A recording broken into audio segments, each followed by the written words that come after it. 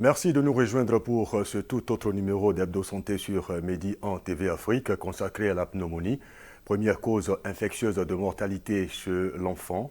Cette maladie respiratoire est responsable de 15% du nombre total de décès d'enfants de moins de 5 ans à l'échelle mondiale. Elle fait plus de victimes que le sida, le paludisme et la rougeole réunis.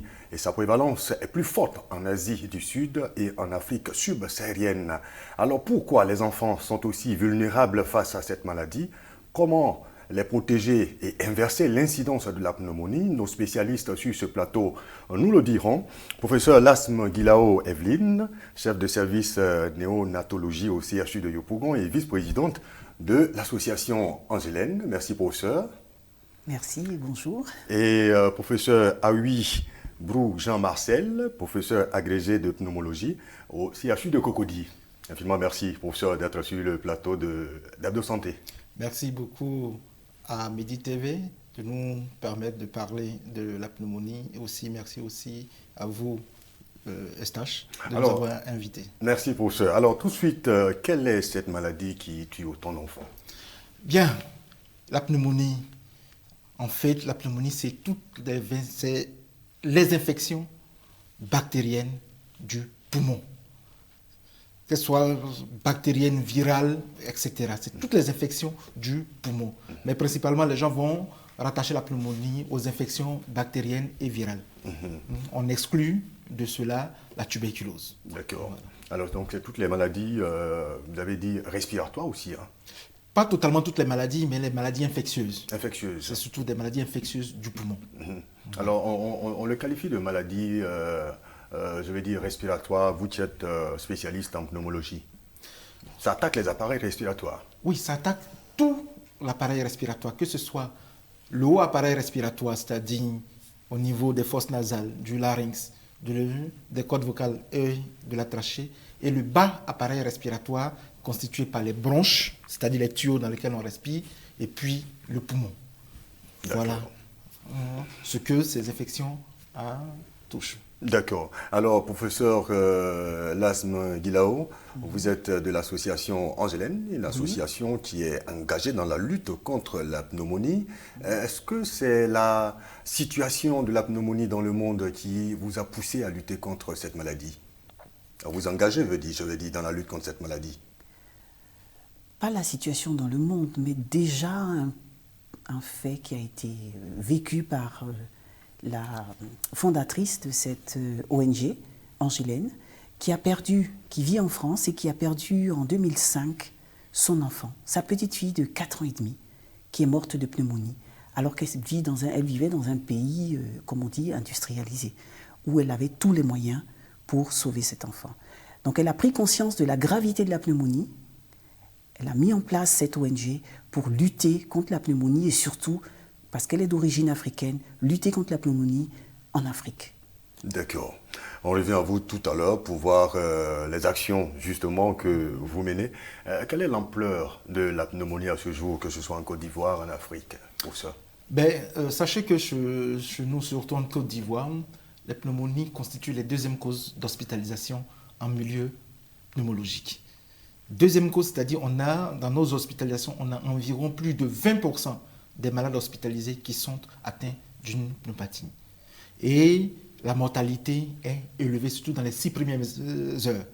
On atteint quasiment 80% de mortalité dans les 6 premières heures d'hospitalisation.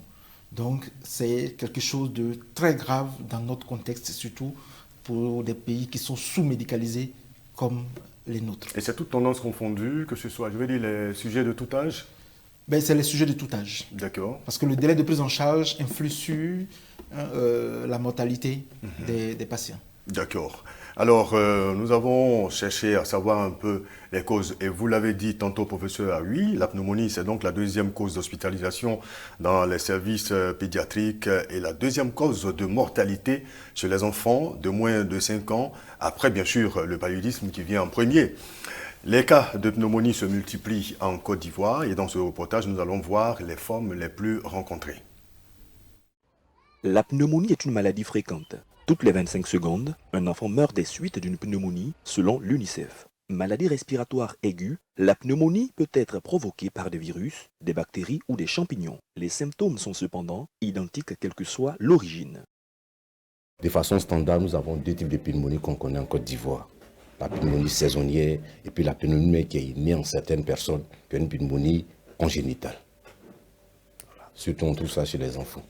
Chez les adultes, c'est des pneumonies qui n'ont pas vraiment été traitées à l'enfance, où il y a eu des complications en grandissant.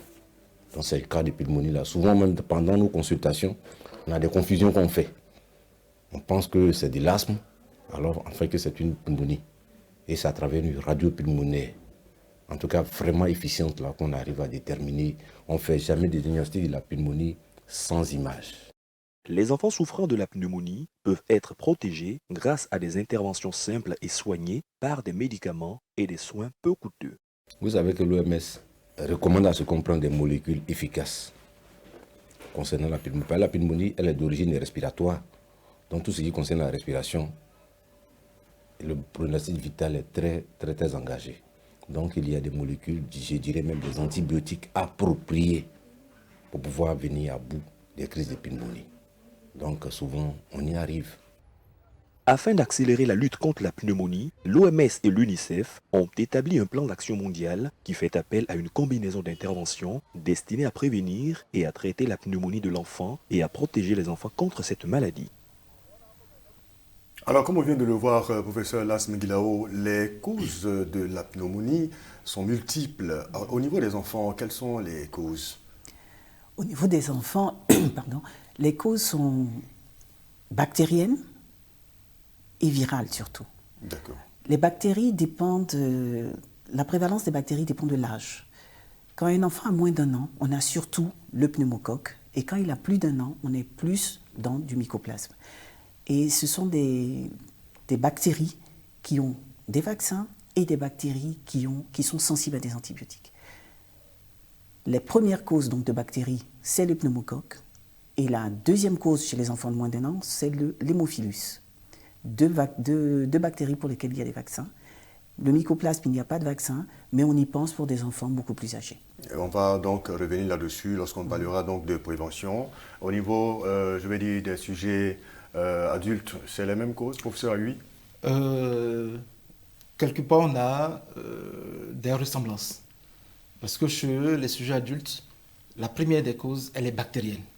Parce que virale, c'est franchement rare chez les adultes. C'est vrai qu'on a connu ces pneumopathies virales qui ont été dues à H1N1, H4N1 ou au coronavirus qui a eu lieu en Asie de l'Est. Mais nous, dans nos conditions ici, c'est principalement bactérien. Et le premier gemme qui est responsable, comme chez les enfants de moins de 1 an, c'est le pneumocoque.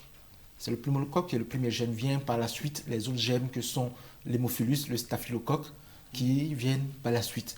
Mais ça, ce sont des germes qui sont dits communautaires, c'est-à-dire qu'on peut prendre en ville. Mais on a constaté chez nous aussi qu'on a des germes nosocomiaux, c'est-à-dire qui sont liés à l'activité de soins. Et là, en premier lieu, vient des germes comme le Pseudomonas aeruginosa, qui rend difficile la prise en charge. En termes simples, ce que vous venez de dire, c'est comment il faut comprendre ça? Bien, une infection qui est dite communautaire, c'est le malade qui vient avec son infection à l'hôpital. Donc là, il a pris son infection en ville.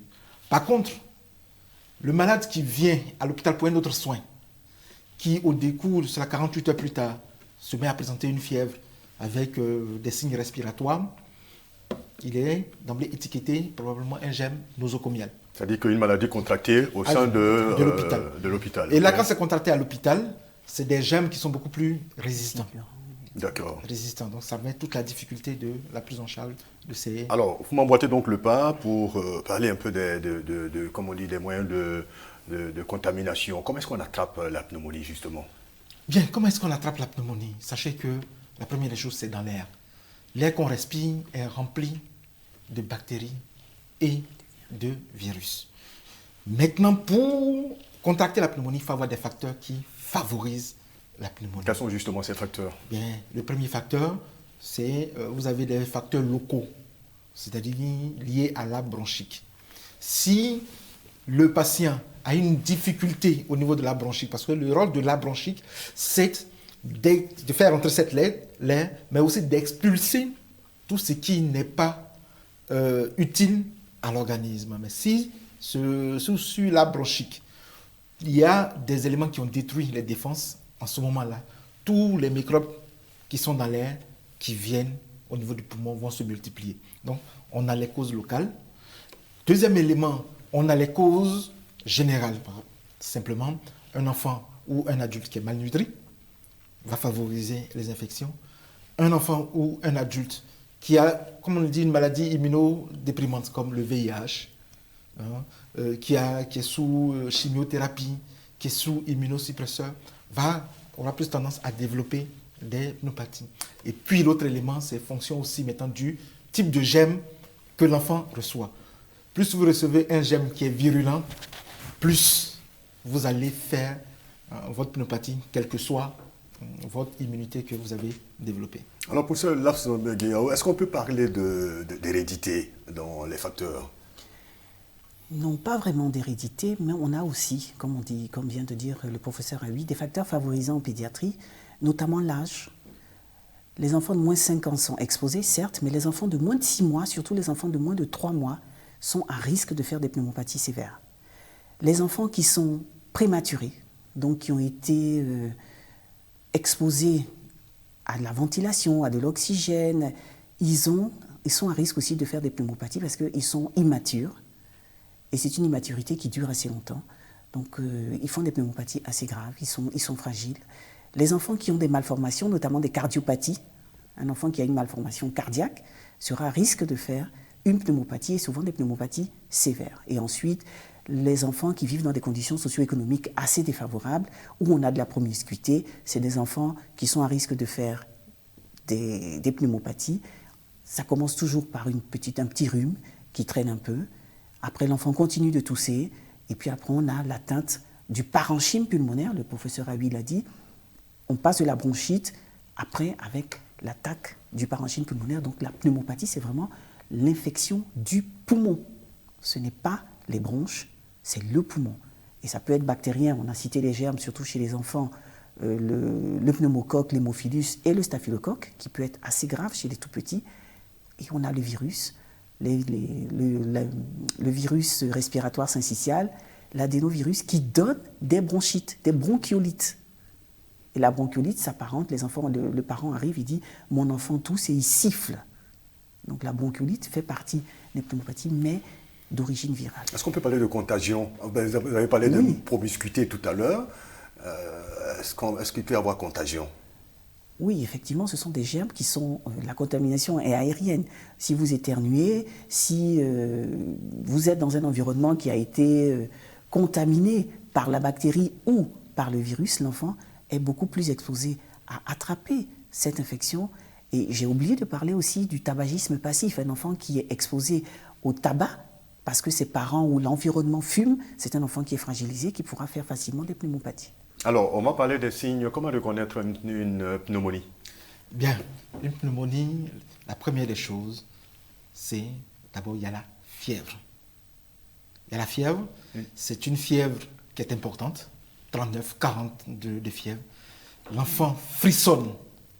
Il frissonne à 39, 40, il frissonne, l'enfant comme l'adulte. Et puis, on a la toux. On a une toux qui peut être une toux sèche, ou une toux grasse avec des crachats qui peuvent être blanchâtres, parfois colorés. Parfois il y a du sang. Et puis il y a la douleur thoracique. Chez l'enfant, ça va être très difficile de mettre en évidence la douleur thoracique, mais chez l'adulte, il est capable de vous dire l'heure à laquelle la douleur a commencé, l'heure, la minute.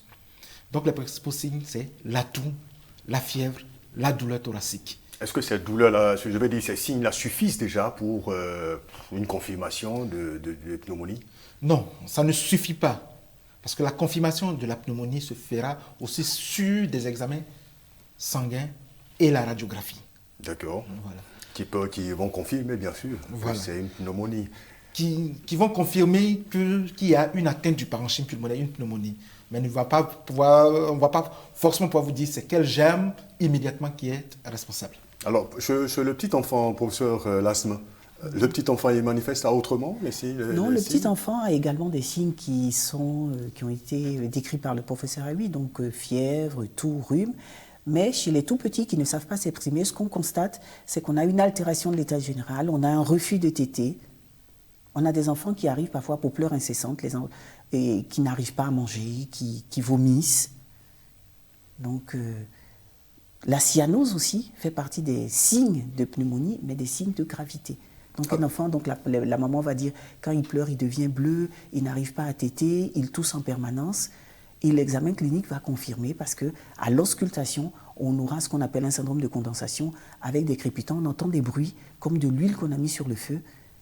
Et ça, c'est le médecin à l'examen clinique. Sinon, la mère arrive avec des signes fonctionnels qui ont été décrits, donc la fièvre, la toux, le rhume, et puis le refus aussi de s'alimenter. Alors dites-moi, à quel point une pneumonie peut être grave? Est-ce qu'on peut arriver à la mort? La pneumonie, c'est grave déjà. Parce que le rôle du poumon, c'est de prendre l'oxygène et de le donner aux différents organes.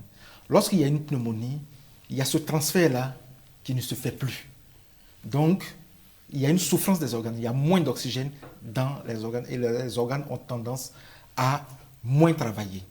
Et à force de moins travailler, on va aboutir à une cessation de ces organes-là et au décès. Comme je vous ai dit, la mortalité est élevée, surtout dans les 6 premières heures. Donc quand vous avez une pneumopathie bactérienne qui vient et que vous ne mettez pas rapidement le traitement, dans les 6 premières heures, on a une mortalité qui est élevée.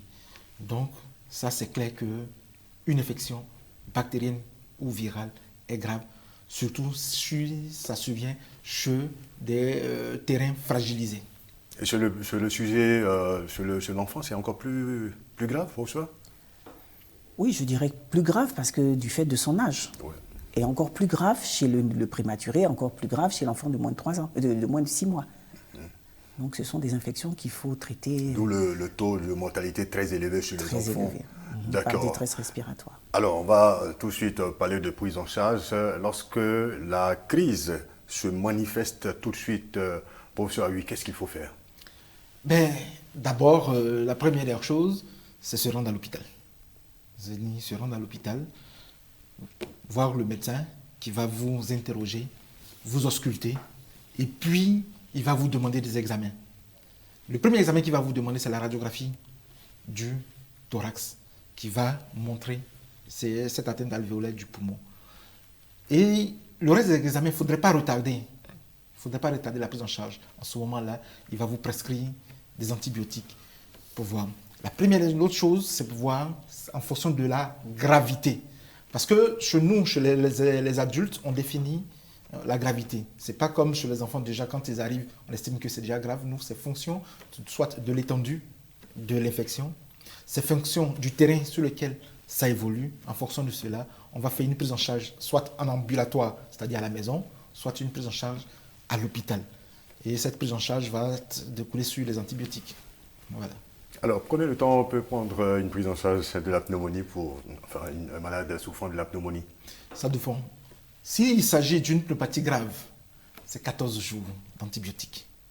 Si c'est une pneumopathie qui n'est pas grave, c'est entre 7 et 10 jours. Et c'est vous qui déterminez si c'est grave ou pas? Voilà. D'accord, 10 jours et au-delà? 14 jours pour une antibiothérapie, pour une pneumopathie grave, et puis 7 à 10 jours. Donc en fonction des critères de gravité qu'on a, on décide soit d'hospitaliser le malade. Quand on décide d'hospitaliser, c'est qu'on a face d'une pneumopathie grave. D'accord. Quand on décide de faire ça en ambulatoire, c'est que c'est une pneumopathie qui n'est pas grave. Au niveau de l'association Angelène, est-ce que vous intervenez dans la prise en charge, professeur?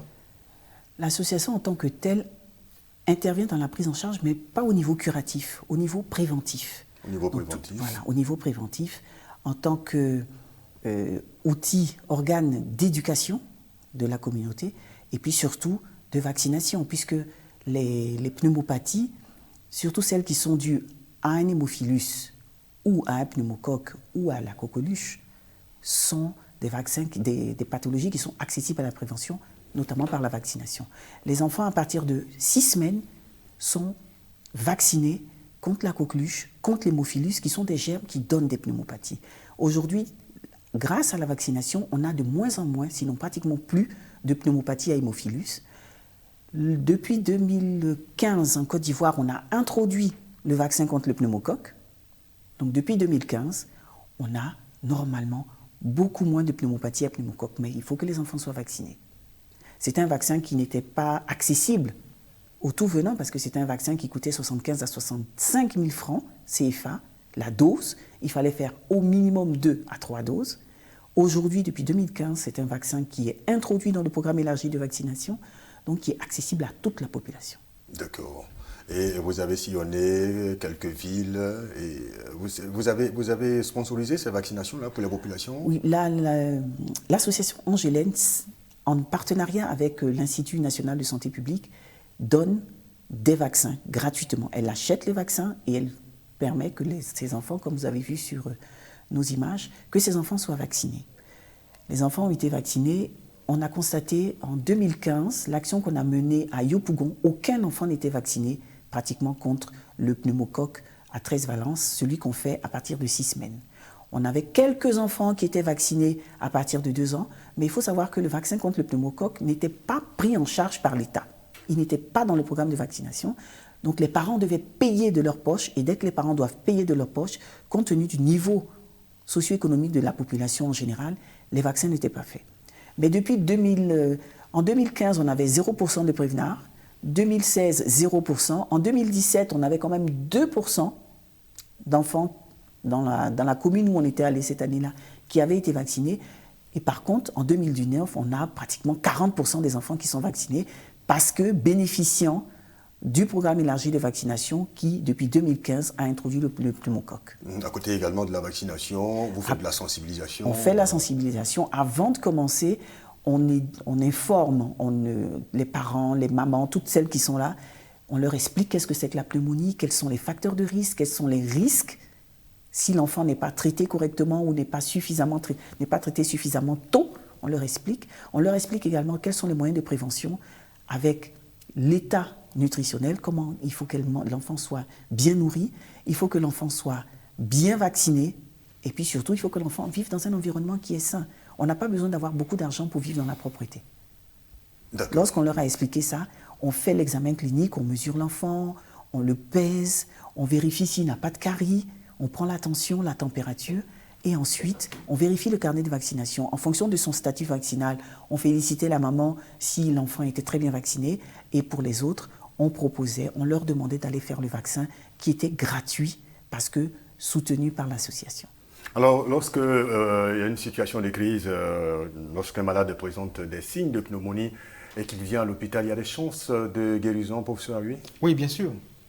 Les chances, ils sont déjà, le fait qu'ils viennent à l'hôpital, c'est déjà un avantage. Mais il faut souligner le facteur assez tôt. Hein. Ça, c'est clair. D'accord. Ça, c'est clair, il faut venir un peu plus tôt. Parce que quand vous venez au moment où vous êtes dans un état dégradé, le pronostic est beaucoup plus réservé. Donc plus il vient tôt, mieux la prise en charge se fait et plus la survie est importante. L'autre fait qu'il faut noter, c'est que dans les formations sanitaires, il faut que les antibiotiques soient disponibles. Parce que le malade peut venir tôt, mais s'il doit partir dans la pharmacie de la ville pour prendre les médicaments, vous voyez le délai. Imaginez quelqu'un qui est arrivé à 1h du matin, il faut chercher la pharmacie de garde. Donc, ça va poser le problème de la prise en charge. Donc, il faut mettre la disponibilité des antibiotiques dans les structures sanitaires. Je l'ai dit en introduction, malheureusement, dans cette partie de l'Afrique, ou surtout de la Côte d'Ivoire, l'Afrique subsaharienne est aussi durement touchée. Alors, comment inverser donc la tendance de la pneumonie? Comment faire baisser donc l'incidence dans nos pays africains, notamment en Côte d'Ivoire? La première des choses, le professeur Las me l'a expliqué, il faut améliorer l'hygiène des gens. Comme il a dit, on n'a pas besoin de vivre dans un environnement, une mauvaise hygiène. Déjà, il y a ça. Il faut lutter contre la pollution, parce que les pollutions attaquent les voies aériennes. Il faut lutter contre les facteurs favorisants. Et puis, vacciner ceux qui sont les plus fragiles, les enfants. Et chez les adultes, c'est les patients qui ont des insuffisances respiratoires. Parce qu'ils sont fragiles. Il faut les vacciner contre le pneumocoque, contre l'hémophilus. Ça, déjà, ça va permettre de réduire. Et puis l'autre élément, rendre accessibles les médicaments de première nécessité pour le traitement de ces infections de ces infections communautaires dans nos structures de santé. En ce moment-là, on va agir sur la mortalité. Et puis aussi, il faut équiper nos établissements sanitaires pour qu'on puisse faire le diagnostic. Absolument. Alors, professeur, en tant que pédiatre et également membre de cette importante association angelaine, pour inverser la tendance de la mortalité due à la pneumonie en Afrique subsaharienne, qu'est-ce qu'il faut? Qu'est-ce que vous proposez? Déjà, au regard de tous les chiffres qu'on a eus au cours de ces 4 dernières années, on a constaté que l'éducation devait être mise en avant. Il fallait que les parents soient informés, que les élèves soient informés, parce que si vous éduquez un enfant, il éduquera ses parents et toute la communauté sera éduquée. On a constaté que les vaccins, ce n'était pas une question de moyens en tant que tel, parce que les vaccins qui sont hors PEV, par exemple la typhoïde, la méningite, qui doivent être payés de la poche des parents, étaient payés. Par contre, le tétanos, la coqueluche et l'hémophilus, après 1 an, les parents ne payaient plus ce vaccin-là. Je me suis posé la question de savoir, est-ce que c'était le personnel de santé qui ne faisait plus la promotion de ce vaccin pour que le rappel soit fait et proposait des vaccins qui étaient payants hors PEV, ou est-ce que c'est les parents qui ne voulaient pas? Mais je pense que c'est plus une question d'éducation et de communication, parce que ces parents qui sont à même de payer des vaccins, la méningite, le pneumo 23 et tout ça, auraient pu payer le vaccin contre le tétanos. Il faut aussi éduquer dans le sens d'améliorer les conditions d'hygiène, améliorer l'alimentation de ces enfants pour ne pas qu'ils soient malnutris, parce qu'un enfant malnutri est à risque de faire une pneumonie, aussi une pneumonie grave. Merci en tout cas, professeur, pour toutes ces informations qui, nous l'espérons, vont permettre donc à nos mamans, à nos populations donc de mieux se porter et de protéger donc de se protéger contre la pneumonie. Merci à vous, professeur Lasme Guilao, Evelyne. Je rappelle que vous êtes chef de service néonatologie au CHU de Yopougon et vice-présidente de l'association angelaine. À vous également, merci, professeur Ahuibou Jean-Marcel. Je rappelle que vous êtes professeur agrégé de pneumologie au CHU de Cocody. Merci à vous. Je vous retrouve la semaine prochaine pour un autre numéro d'Hebdo Santé, toujours sur Média TV Afrique.